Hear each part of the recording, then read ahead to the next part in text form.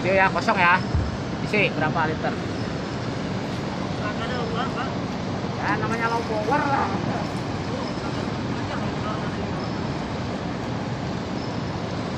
Kalau nama yuk, dosa aja loh. Siapa yang mantap dah. Mantap sih.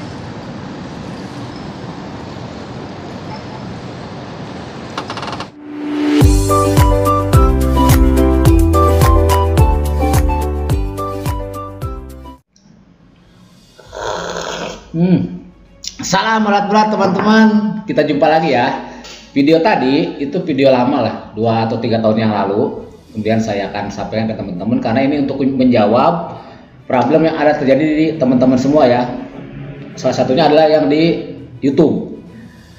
Pertanyaannya lagi nih, Bang, kalau air radiator setiap hari berkurang, temperatur di 85, apa penyebabnya? Mohon pencerahannya yang terima kasih. Oke.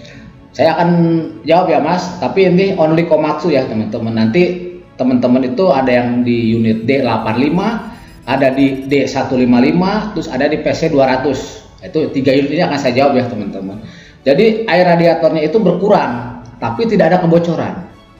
Ya, tidak ada kebocoran. Kenapa? Dilakukan pemeriksaan baik oleh operator ataupun mekanik, ditemukan tidak ada kebocoran Bang. Bahkan oli engine-nya aman. Jadi oli engine itu kondisinya masih hitam ya, tidak bercampur dengan air gitu. Nah, dari mana penyebabnya?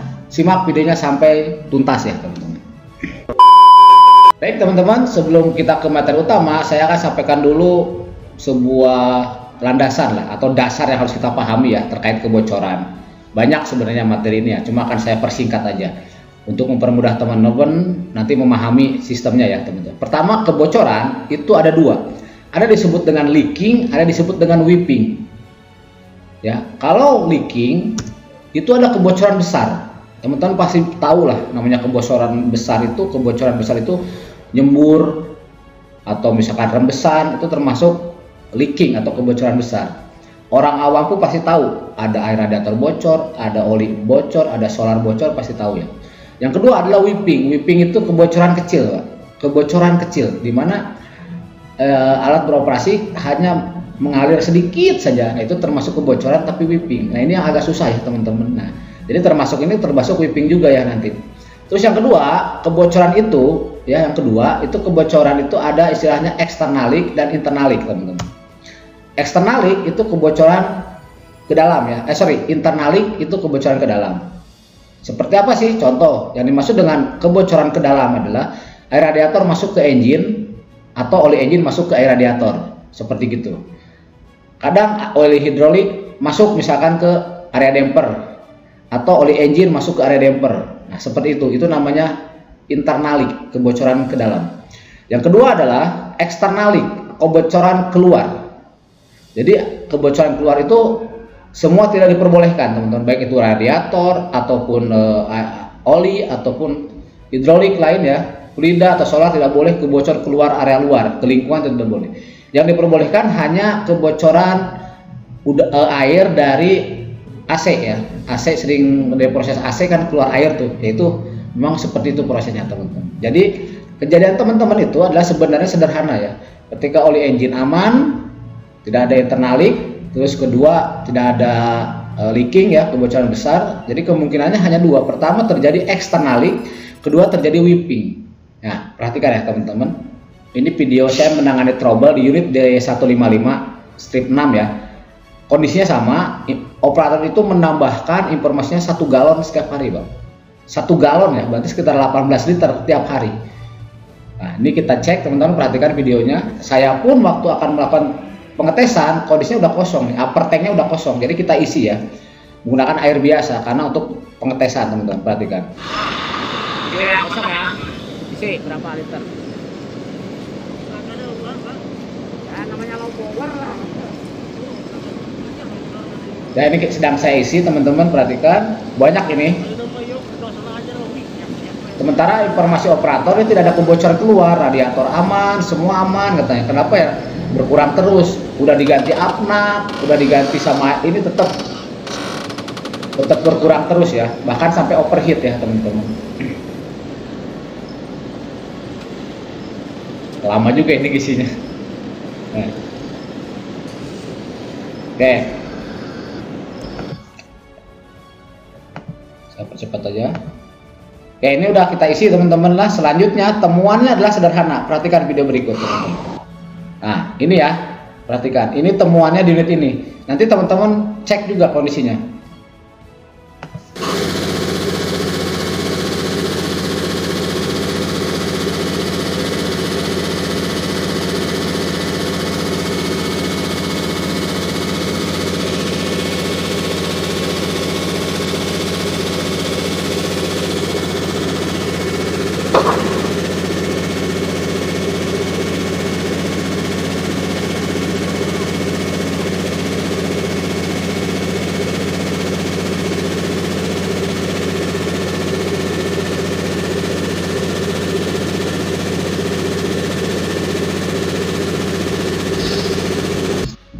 Oke, itu teman-teman ya. Di sini sudah terlihat bahwa air radiator itu masuk ke reservoir tank atau reservoir tank, kemudian dia akan ke bawah. Ini saya tampung hanya beberapa detik aja udah segini ya teman-teman. Bandingkan kalau sehari itu bisa 8 jam. Ya memang berarti sekitar bisa 18 atau 20 liter kan habisnya. Oke, teman-teman, saya akan jelaskan kenapa itu bisa terjadi dan dari mana ya. Pertama, untuk model unit ini cooling system di semua Komatsu itu kurang lebih sama. Ya, kita bahas di model ekskavator, bulldozer, wheel loader atau grader, dump truck sama teman-teman ya. Prinsipnya teman-teman pasti sudah tahu lah. Ini diagram cooling system. Ini punyanya doser D85 ya teman-teman, strip 2. SS strip 2. Dari mulai radiator, kemudian masuk ke nomor 3 ini water pump nanti masuk ke nomor 11 ini oil cooler engine, kemudian masuk ke sela-sela engine water jacket, masuk ke liner, masuk ke cylinder head, ujung-ujungnya ke nomor 5 gallery ini ya, return. Kemudian di sini nanti bisa masuk ke filter corrosion resistor atau water filter nomor 6. Kemudian dia ke atas masuk ke nomor 2 ini ke termostat. Di termostat nanti diatur lagi apa dia masuk ke bawah, water pump lagi, atau nanti dia dikembalikan ke tangki. Semua yang dipelajari adalah ini teman-teman. Tidak salah karena memang benar ya. Tapi ini kurang detail. Sekali lagi ini kurang detail karena sistem cooling system tidak hanya ini. Ada yang dinamakan dengan, kalau kita menyebut si reservoir tank ya, walaupun beberapa orang nyebutnya reservoir ya, tank namanya. Oke, ini yang jarang dijelaskan ya teman-teman. Dan teman-teman banyak yang tidak tahu fungsinya gitu secara sistem. Oke, jadi cooling system itu tidak hanya tadi ya teman-teman, dari mulai radiator segala macam sampai balik lagi ke radiator, ada namanya cooling reserve tank ya, atau ada juga nyebutnya reservoir tank. Di ekskavator, di doser semua ada teman-teman ya. Contoh di D155, di D155 tadi teman-teman, dari tutup radiator ini akan ada hose nomor 13 ini. Dari hose 13 maka dia ke nomor 7 valve ke bawah ya, ngisi yang nomor ini ya, 1 ini tangkinya. Dari sini jika ini penuh over, maka dia akan ke atas dan dia akan dibuang ke bawah ya, seperti ini teman-teman.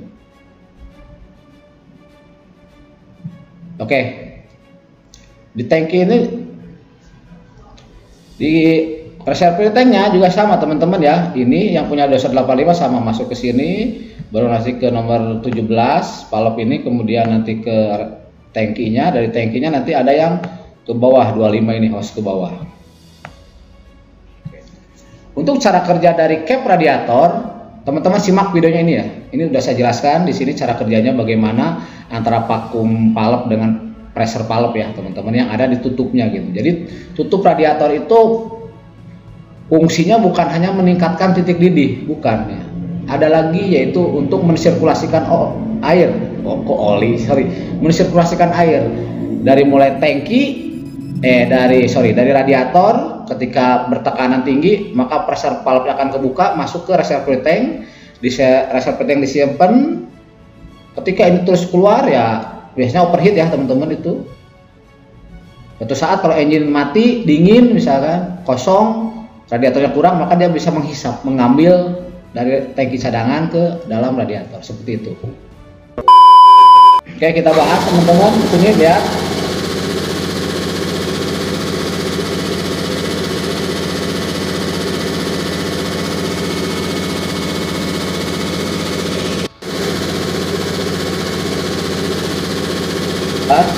Perhatikan lagi, kita bahas ya.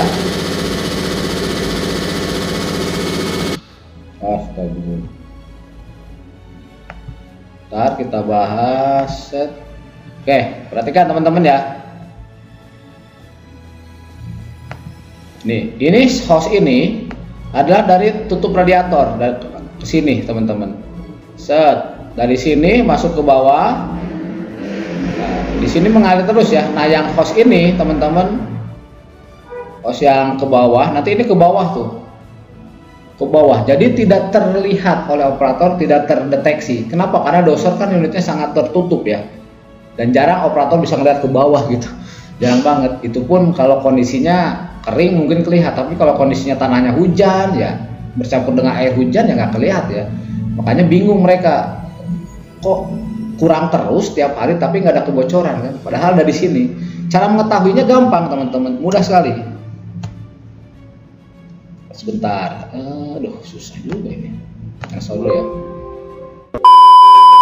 Jadi cara mengetahuinya sebenarnya mudah. Pada saat P2H, bapak-bapak itu atau teman-teman itu sebenarnya memeriksa ini ya, tangki cadangannya ini. Jadi tangki cadangannya ini sebenarnya terdiri dari di sini. Ini yang bawah, ini low posisi. Yang atas, garis atas ini itu adalah fullnya segini setengahnya. Jadi kalau pada saat P2H Anda buka di atas kemudian penuh, nah ini udah indikasi Pak. Indikasi problem dari tutup tangkinya. Ya, kalau dibuka penuh ini indikasi dari situ. Bisa jadi dia vakum prasepnya dah. Ya, jadi seperti ini bisa bayangkan nih dia kalau masuk ke sini tuh. Set. Nah, ini selang ini itu ke bawah sekali lagi ya, teman-teman, ke bawah ke engine jadi nggak ketahuan. Nah, seperti itu ya, teman-teman. Nah, ini di doser 85 kan barangnya gini, teman-teman, nggak kelihatan. Capnya juga sedikit doang kan, tutup mesin gini dicek ya nggak kelihatan lah, radiator di atas ini nih, contoh 85 ya. Yang terjadi tadi adalah ini tutup air radiator untuk ini D155 ya. Nah, hostnya ini teman-teman nih tuh, itu ya. Jadi pastikan tangki cadangannya tidak penuh. Kalau tangki cadangannya penuh ya Anda harus segera curiga, ini permasalahannya di cap radiatornya ya. Nanti Anda bisa menggunakan tool radiator cap tester atau nanti Anda ganti ya teman-teman. Dan yang kedua, perhatikan, kebanyakan sistem tangki cadangannya tidak difungsikan lagi, Pak. Tidak difungsikan lagi karena umur lama, ininya rusak. Tangki cadangan nomor 16-nya rusak, sehingga apa? Ya bocor. Bocor ya, tidak ada hisepan lagi kan, vakum palepnya tidak bisa berfungsi. Kenapa? Karena di tangkinya nggak ada, bahkan tangkinya nggak dipasang. Dan hostnya juga ini sudah ada yang rusak, ada yang bocor ya. Ada yang rusak lah, putus misalkan, ini nggak diperbaiki teman-teman, nggak diganti. Misalkan karena umur lama, tua, atau nggak ini nggak dipasang misalnya, ini akan berkurang terus radiator. Tapi berkurangnya tidak kayak tadi dia signifikan sehari sampai 18 liter, tidak. Tapi berkurangnya dalam waktu sebulan, seminggu itu mungkin 5 liter, 4 liter dalam seminggu ya, seperti gitu. Jadi pastikan sistem reservoir tanknya ini berjalan dengan baik, terpasang dengan baik hostnya juga tidak ada bocor, tidak rusak, tangkinya juga bagus ya, tidak pecah gitu, tidak bocor. Kemudian teman-teman kalau kondisinya tadi ya, teman-teman cek penuh gitu tangki cadangannya ya, indikasi ini teman-teman. Ganti saja radiatornya. Ganti tutup radiator atau cap radiatornya diganti. Itu ya. Oke, langkah selanjutnya adalah kemungkinan. Nah, selanjutnya kemungkinan lagi di radiator, teman-teman ya. Ini radiator. Radiator perhatikan sisi bawah lah, teman-teman. Yang beberapa case pernah adalah dari sisi dalam, teman-teman. Sisi dalam ada bocor. Nah, ini bocornya kecil ya, jadi tidak terdetek lah, susah. Jadi harus mekanik, memang yang mekanik pun harus pakai lampu lah ya, di center gitu baru kelihatan dia. Jadi dari radiator sisi bawah pun bisa ya, teman-teman. Kenapa tidak terdetek? Karena aliran ininya dari sini, udaranya dari sini, dia menghisap, tipenya menghisap kalau doser ya. Menghembus, dia menghembus ya. Nah, dari sini baru keluar ke sana kan, aliran udaranya gitu. Jadi kalau ada bocor di dalam, ya dia akan masuk ke sini nih, keluarnya ke depan, cuma keburu ke bawah ya. Kalau yang leaking tadi, jadi tidak terdeteksi. Apalagi kalau hujan, kalau ini susah lah. Kalau memang harus diperhatikan baik-baik ya di situ. Terus selanjutnya selain dari tutup radiator ya, dengan memastikan tangkinya tidak penuh gitu atau penuh, bisa jadi dari sini ya teman, dari water pump ya. Jadi water pump itu ada dua jenis lah sebenarnya teman-teman, sesuai dengan cara kerjanya ya. Nah, karena ini kita ngomong di doser D85 nih kalau nggak salah. Jadi perhatikan di water pump itu, semua water pump lah di Komatsu, mau itu PC200 atau PC400 ataupun doser ya, itu ada yang namanya guest hole, check hole atau lubang penduga ya teman-teman. Nih, kalau di sini ini teman-teman namanya, nah ini kalau di aslinya ini ya, ini lubang penduganya. Lubang buat apa sih? Dia sebenarnya untuk membuang jika terjadi kebocoran air dan oli. Ingat ini di D85 155 air dan oli. Jadi di gear 2 ini, di bagian gear 2 itu nanti akan masuk lubricating oli ya. Dari front cover selain diputar nanti masuk oli untuk pelumasan bearingnya ini teman-teman. Nah, cuma di sini ada sealnya teman-teman ya, ada seal sehingga oli tertahan lah sama seal di sini. Disebutnya seal oil water pump. Kemudian di bagian water ya, yang nomor 3 misalkan ini impeller. Nih. Nanti masuk air, jalur air ya ini ya teman-teman, jalur air. Nah, dia masuk di sini ada nomor 4. Nomor 4 ini adalah nomor 4 ini adalah seal water pump. Nah, di setengah ini ada ruangan kosong, di mana ruangan kosong ini dibuatkan jalur lubang sampai ke sini. Jadi bergabung dengan udara luar, lingkungan luar. Jadi kalau terjadi water pumpnya atau seal water pumpnya rusak, sealnya rusak, maka water pump itu akan masuk ke ruangan gas hole ini atau lubang penduga, maka akan kebuang ke bawah. Ini untuk mencegah terjadinya terjadinya kontaminasi. Kalau seal water bocor, kalau tidak ada gas hole, maka ini akan masuk ke wilayah oli. Lama-lama wilayah oli akhirnya apa? Air tercampur dengan oli tercampur dengan air. Sebaliknya begitu ya teman-teman. Jadi di gas hole ini pastikan tidak ada kebocoran air dan tidak ada kebocoran oli engine. Itu teman-teman ya. Oke. Di PC200 juga sama, ada gas hole-nya. Cuma putarannya itu dia tidak ke front cover tapi ikut. Pastikan nanti di water pump-nya dilihat dengan baik gitu ya. Di di lap. Kalau oli mungkin gampang teman-teman ya. Oli ini bekasnya beda lah. Tapi kalau air di water pump panas, engine panas, dia biasanya menguap lah lama-lama gitu. Itu agak susah ya. Jadi benar-benar harus diperhatikan, dan ini hati-hati ya teman-teman karena areanya di dalam engine. Hati-hati safety-nya lah maksud saya. Nah, selanjutnya di PC200 pun sama teman-teman. Water pump-nya itu ada gas hole juga atau lubang penduga ini. Ini water pump PC200 ya. Strip 10 kalau ini. Ada, pastikan di sini tidak ada bocor teman-teman, bocor kecil atau apapun. Seperti itu ya. Oke, saya tambahkan lagi. Di sini ketika ini bocor, gas hole ini jangan dibuntu ya. Kenapa? Kalau dibuntu maka nanti akan terjadi problem tadi. Air bisa masuk ke air bisa masuk ke oil engine bisa masuk dari sini. Dan ini udah case-nya berapa kali kejadian teman-teman. Bingung. Oli engine kok campur terus Pak. Dari water pump saya bilang dulu PC400 ya. Ngaruhnya apa kan water pump? Udah buka aja loh. Ternyata di sininya sudah ada ditutup sama dia, gas hole-nya dipelak. Karena bocor air, air bocor tutup aja lah, nggak ngaruh.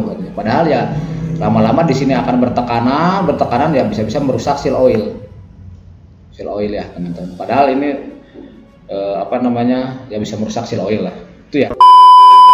Nah, posisinya water pump itu di sini kan, di dalam sini agak susah.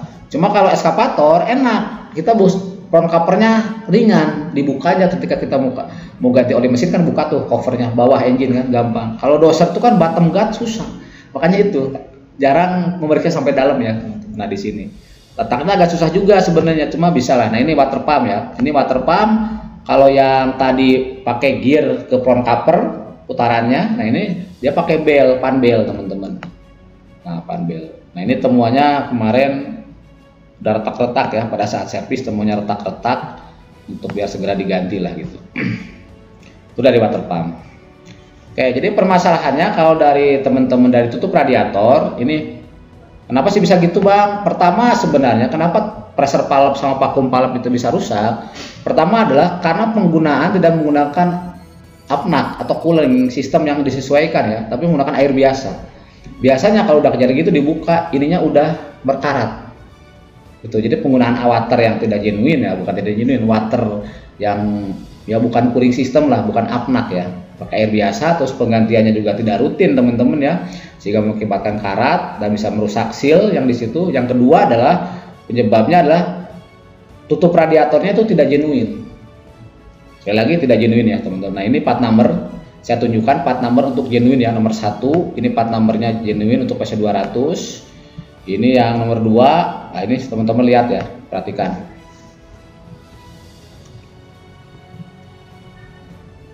Oke, mungkin itu aja teman-teman ya. Summary dari problem ini sebenarnya pertama dari tutup radiator yang mengalami kerusakan sehingga tekanan ya dengan mudahnya gitu bisa keluar karena vakum pressernya rusak, bisa keluar kemudian masuk ke tangki cadangan. Nah di tangki cadangan keluar ke bawah, ke selang bawah, drain hose-nya ya nggak ketahuan kan. Terus yang kedua pernah juga kejadian dari water pumpnya rusak, kemudian cara mengetahuinya adalah dengan dari lubang penduga ya teman-teman. Lubang penduganya dicek. Yang ketiga adalah dari radiator sisi bawah, returnnya ya teman-teman. Nah dicek dengan baik. Oke, mungkin itu aja. Semoga bisa membantu teman-teman ya. Semoga apa yang saya sampaikan bisa bermanfaat. Sekali lagi tetap semangat, tetap jaga keselamatan. Salam alat berat. Ngopi lagi.